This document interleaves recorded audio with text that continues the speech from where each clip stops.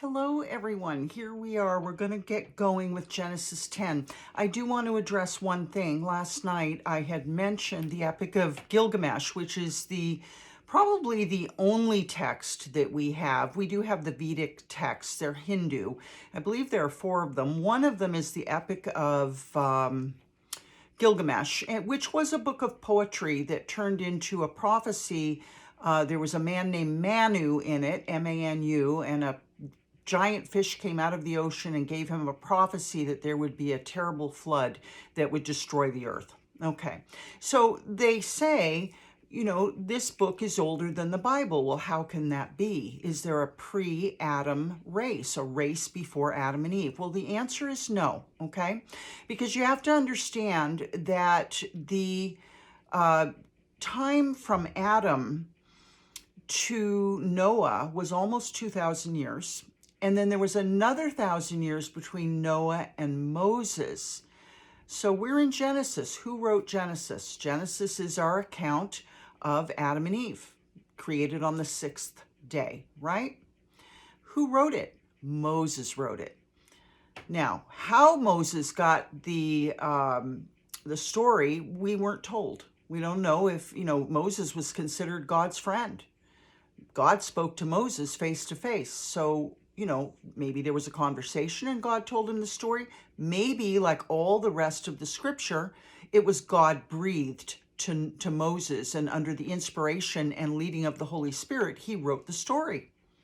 And that's Genesis, okay? Now, you have to understand that between Adam and Moses, there were lots of human beings on earth.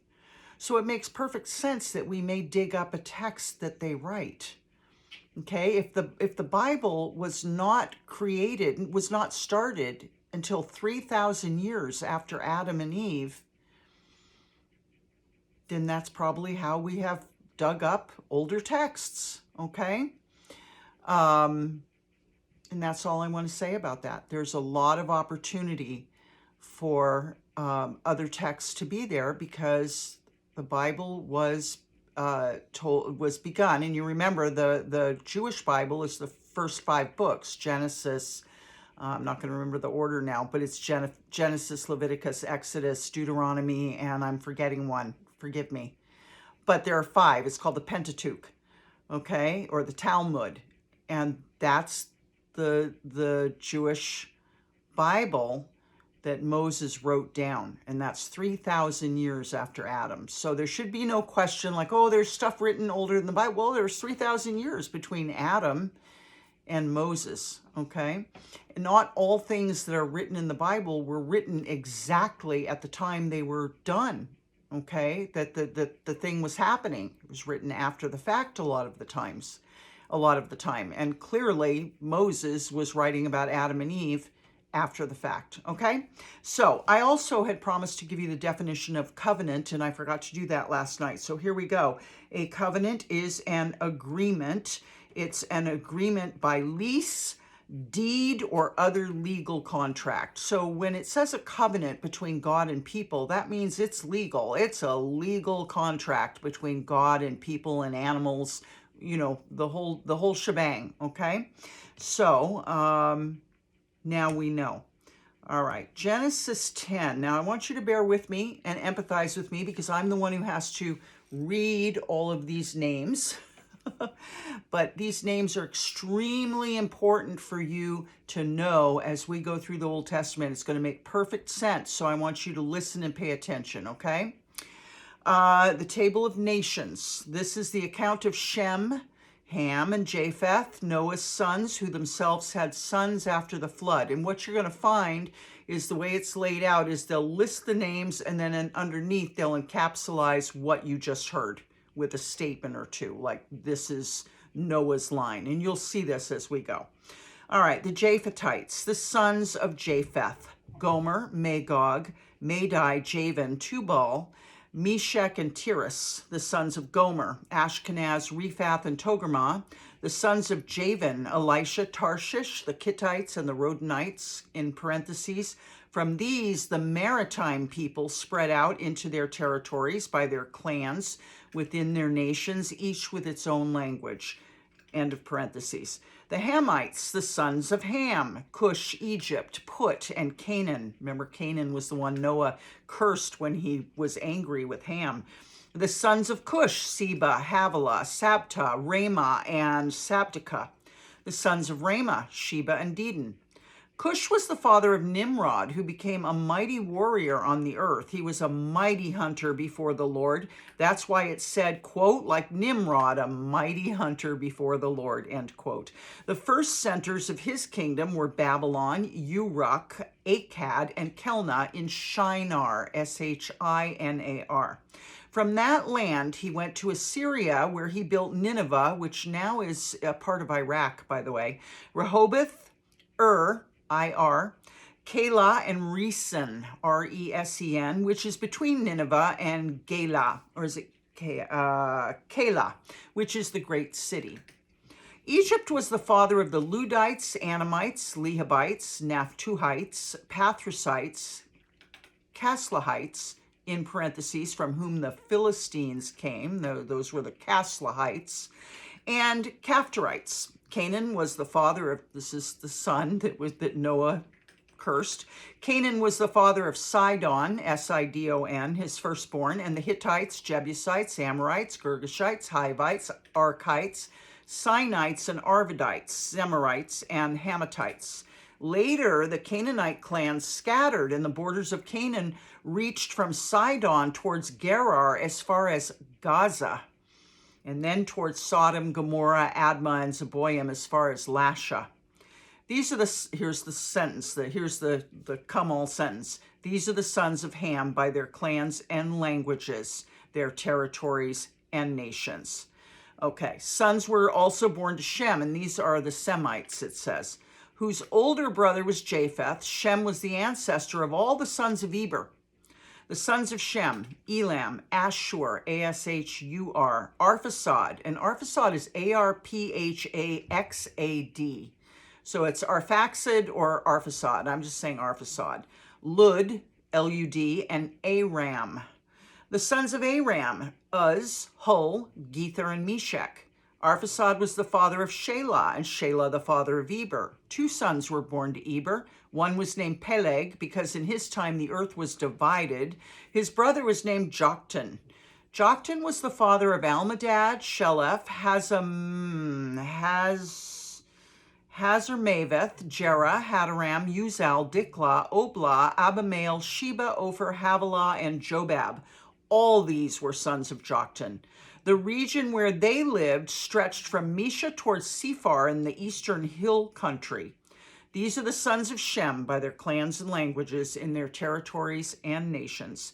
These are the clans of Noah's sons, according to their lines of descent within their nations. From these, the nations spread out over the earth after the flood. Genesis 11. Now, the whole world had one language and a common speech. As people moved eastward, they found a plain in Shinar and settled there. They said to each other, "Come, let's make bricks and bake them thoroughly." They used brick instead of stone and tar for mortar. Then they said, "Come, let us build ourselves a city with a tower that reaches to the heavens so that we may make a name for ourselves. Otherwise, we'll be scattered over the face of the whole earth." But the Lord came down to see the city and the tower the people were building. The Lord said, "If as one people speaking the same language they've begun to do this, then nothing they plan to do will be impossible for them. Come, let us go down and confuse their language so they won't understand each other." Okay, now I believe the Lord did this because there was a pride thing going on. They were like, we're going to build a tower up to heaven. We're going to show God that we're this mighty people.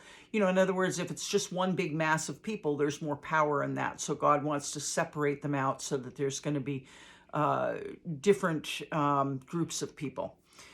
So that they're not just all maybe rebelling in pride as a mass, okay? He's gonna, maybe this is the creation of, well, okay, I won't go there. But the Lord came, But the Lord came down to see the city, blah, blah, blah, blah, blah. Okay, so the Lord scattered them there over all the earth, and they stopped building the city. That's why it was called Babel, Babel. because there the Lord confused the language of the whole world. From there the Lord scattered them over the face of the whole earth. This is the account of Shem's family line. 2 years after the flood, when Shem was 100 years old, he became the father of Arphaxad. And after he became the father of Arphaxad, he lived 500 years and had other sons and daughters. When Arphaxad lived 35 years, he became the father of Shelah, and after he became Shelah's father, Arphaxad lived 403 years and had other sons and daughters. When Shelah had lived 30 years, he became the father of Eber, and after he became the father of Eber, Shelah lived 403 years and had other sons and daughters. When Eber had lived 34 years, he became the father of Peleg, and after he became the father of Peleg, Eber lived 430 years and had other sons and daughters. When Peleg had lived 30 years, he became the father of Reu, R-E-U. And after he became the father of Reu, Peleg lived 209 years and had other sons and daughters. When Reu had lived 32 years, he became the father of Serug, and after he became the father of Serug, Reu lived 207 years and had other sons and daughters. Now I want you to notice the years are starting to shorten here. When Serug had lived 30 years, he became the father of Nahor. Now start paying attention to names here. And after he became the father of Nahor, Serug lived 200 years and had other sons and daughters. When Nahor had lived 29 years, he became the father of Terah, T-E-R-A-H. And after he became the father of Terah, Nahor lived 119 years and had other sons and daughters. After Terah had lived 70 years, he became the father of Abram, Nahor, and Haran. Abram is going to be Abraham, okay? You will notice some repeating names. They're not the same people. They're different people. As you see, Abram's brother Nahor is named after his grandfather, Nahor, who had Terah, and Terah had Abram, Nahor, and Haran. This is the account of Terah's family line. Terah became the father of Abram, Nahor, and Haran became the father of Lot. While his father Terah was still alive, Haran died. So Lot's father, Haran, died in Ur, of the Chaldeans in the land of his birth. Abram and Nahor both married, the two remaining brothers. The name of Abram's wife was Sarai, S-A-R-A-I, and she was to be Sarah. And the name of Nahor's wife was Milcah, M-I-L-K-A-H. She was the daughter of Haran, so she was a sister of Lot, the father of both Milcah and Iscah. So Haran had Lot, Milcah, and Iscah, okay, and probably had more. Let's see, does it say? Yes, he had other sons and daughters. Now, Sarai was childless because she wasn't able to conceive. Terah took his son Abram, his grandson Lot, son of Haran, and his daughter-in-law Sarai, the wife of his son Abram, and together they set out from Ur of the Chaldeans to go to Canaan. But when they came to Haran, they settled there. Terah lived 205 years, and he died in Haran. Okay. Now, Haran is not the name of Abram and Nahor's brother Haran who died, who was Lot and Milcah and Iscah's father. This Haran is H-A-R-R-A-N, okay? And Haran, the brother, is H-A-R-A-N. All right, Genesis 12. The Lord had said to Abram, quote, "Go from your country, your people, and your father's household to the land I'll show you. Quote, I'll make you into a great nation, and I'll bless you, and I'll make your name great, and you'll be a blessing. I will bless those who bless you, and whoever curses you, I will curse, and all peoples on earth will be blessed through you." Now, I dare say that's a millennial reign promise. We haven't seen that happen yet, have we? All people on earth blessed through Israel? Yes, we do have blessings from them. In medicine, in entertainment, they're incredible as a race of people, okay? But we haven't seen what this says here.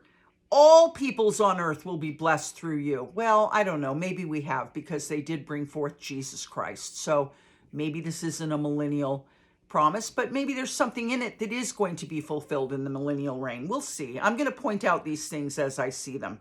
So Abram went as the Lord had told him, and Lot went with him. Abram was 75 years old when he set out from Haran. He took his wife Sarai, and I believe she was 10 years younger, so she was 65. He took his wife Sarai, his nephew Lot, all the possessions they'd accumulated, and the people they had acquired in Haran, and they set out for the land of Canaan, and they arrived there. Abram traveled through the land as far as the site of the great tree of Moreh at Shechem. At that time, and Moreh is Moreh. At that time, the Canaanites were in the land. The Lord appeared to Abram and said, "To your offspring I will give this land." So he built an altar there to the Lord who had appeared to him, once again marking a specific, special prophecy. From there, he went on towards the hills east of Bethel and pitched his tent, with Bethel on the west and Ai, on the east. There he built an altar to the Lord and called on the name of the Lord. Then Abram set out and continued towards the Negev, and we know the Negev is a desert region. Now, there was a famine in the land, and Abram went down to Egypt to live there for a while because the famine was severe. As he was about to enter Egypt, he said to his wife Sarai, "I know what a beautiful woman you are. When the Egyptians see you, they will say, 'This is his wife.' Then they'll kill me, but will let you live. Say you're my sister, so that I'll be treated well for your sake, and my life will be spared because of you." When Abram came to Egypt, the Egyptians saw that Sarai was a very beautiful woman. And when Pharaoh's officials saw her, they praised her to Pharaoh, and she was taken into his palace. He treated Abram well for her sake, and Abram acquired sheep and cattle, male and female donkeys, male and female servants, and camels. But the Lord inflicted serious diseases on Pharaoh and his household because of Abram's wife Sarai. So Pharaoh summoned Abram. "What have you done to me?" he said. "Why didn't you tell me she was your wife? Why did you say she is my sister, so that I took her to be my wife? Now then, here's your wife. Take her and go."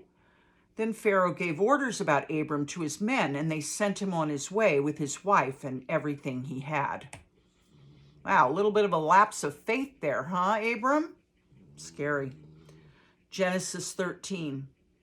So Abram went up from Egypt to the Negev with his wife and everything he had, and Lot went with him. Abram had become very wealthy in livestock and in silver and gold. From the Negev, he went from place to place until he came to Bethel, to the place between Bethel and Ai, where his tent had been earlier and where he had first built an altar. There Abram called on the name of the Lord. Now Lot, who was moving about with Abram, also had flocks and herds and tents, but the land couldn't support them while they stayed together, for their possessions were so great that they were not able to stay together. And quarreling arose between Abram's herders and Lot's. The Canaanites and Perizzites were also living in the land at that time. So Abram said to Lot, "Let's not have any quarreling between you and me, or between your herders and mine, for we're close relatives. Is not the whole land before you? Let's part company. If you go to the left, I'll go to the right. If you go to the right, I'll go to the left."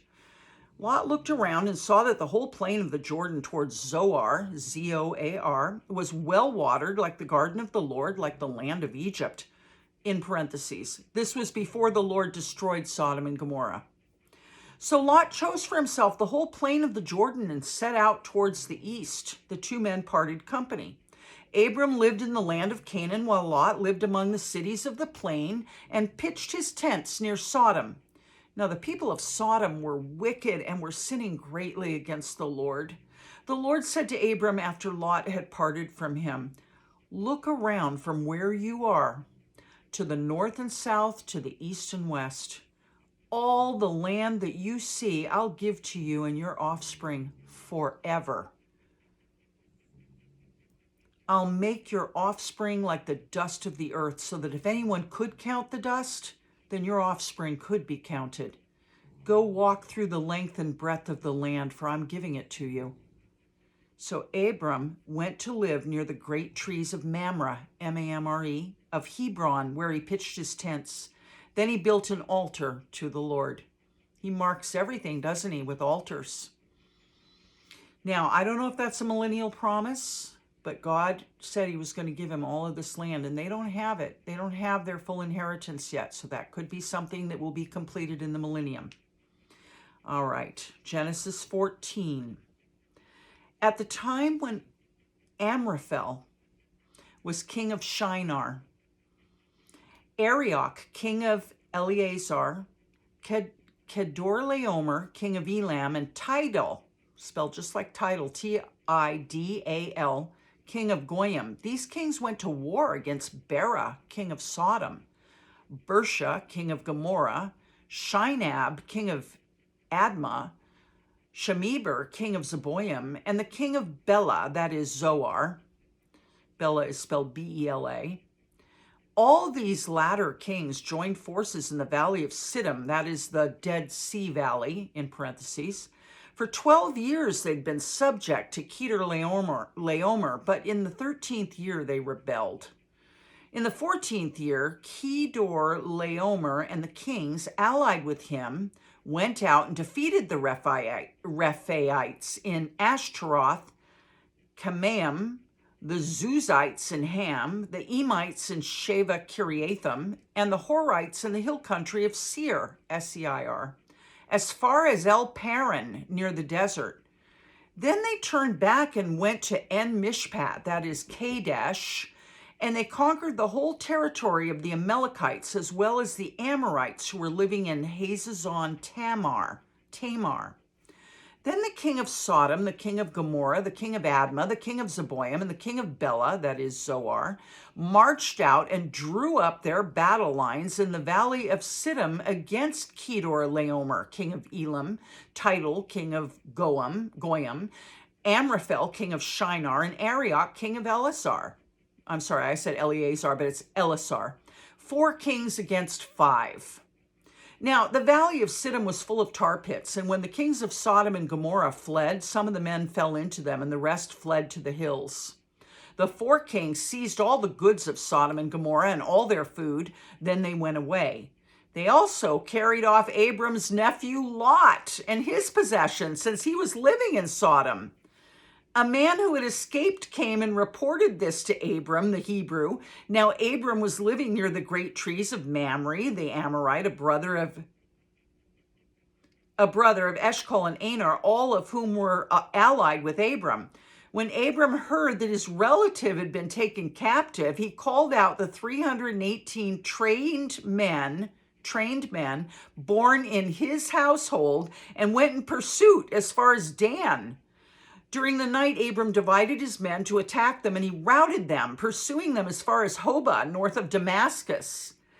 He recovered all the goods and brought back his relative Lot and his possessions, together with the women and the other people. After Abram returned from defeating Kedorlaomer and the kings allied with him, the king of Sodom came out to meet him in the valley of Sheva, that is the king's valley. Then Melchizedek, remember, we just learned of Melchizedek. Then Melchizedek, king of Salem, brought out bread and wine.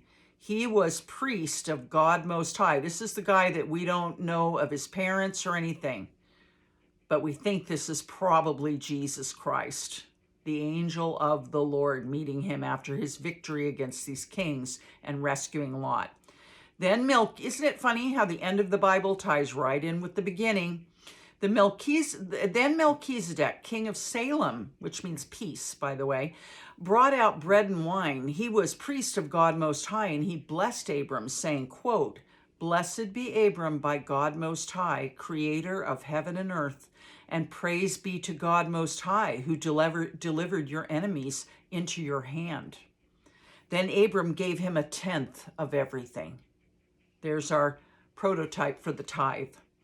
The king of Sodom said to Abram, "Give me the people and keep the goods for yourself." But Abram said to the king of Sodom, this is the king of Sodom, this is not Melchizedek, okay? The king of Sodom is like, give me the people back. You know, they belonged to my kingdom, so let me have them now, let them come back.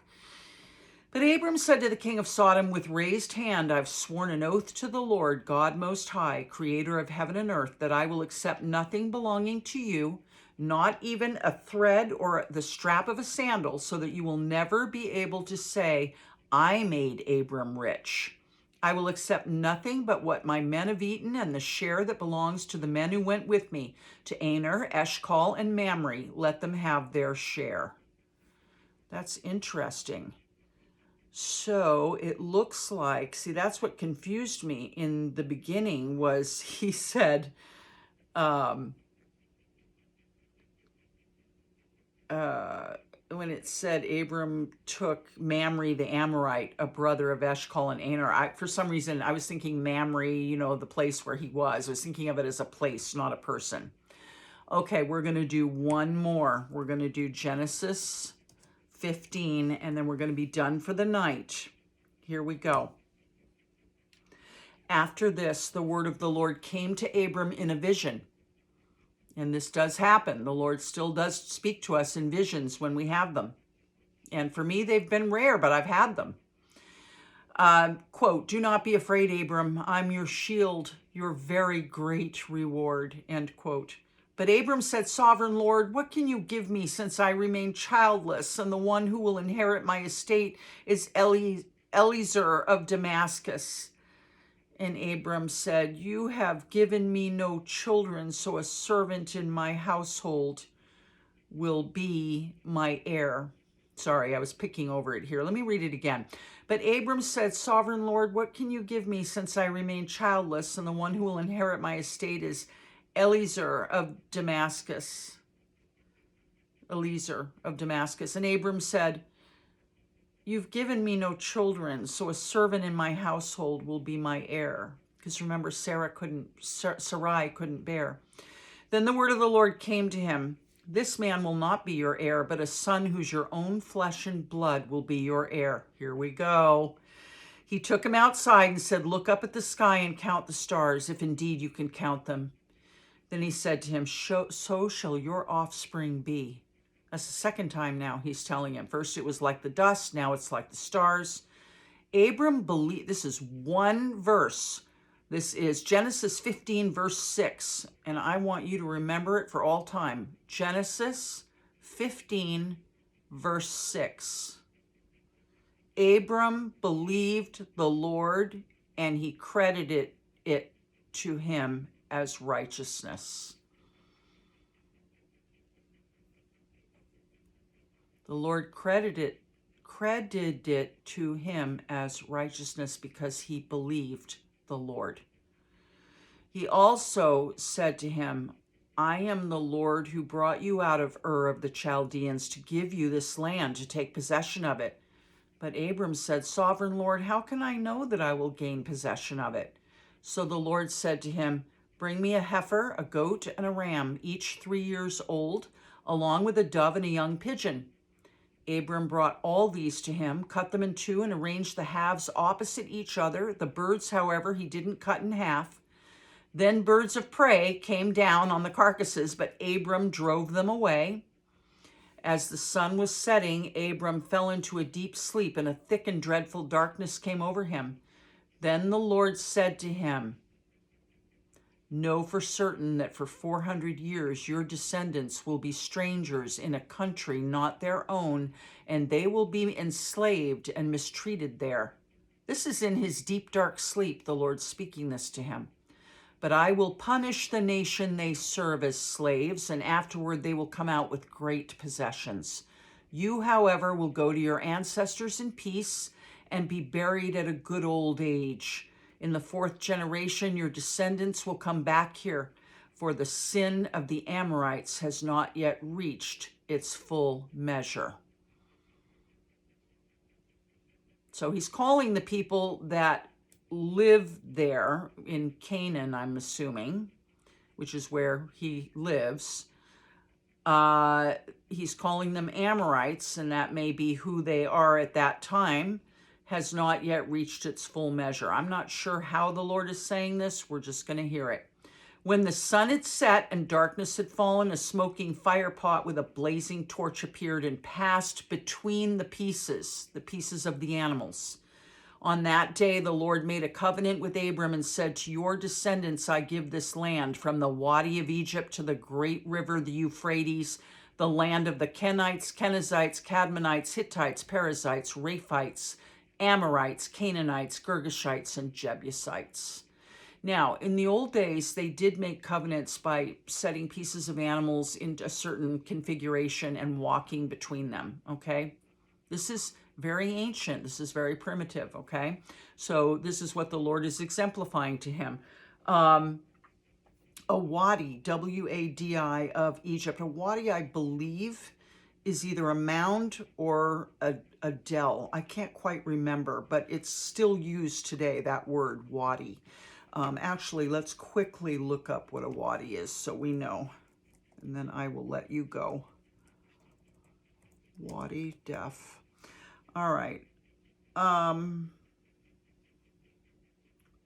Sorry. I accidentally put in the wrong thing. Okay. A ravine, a valley, a ravine, a channel that is dry except in the rainy season.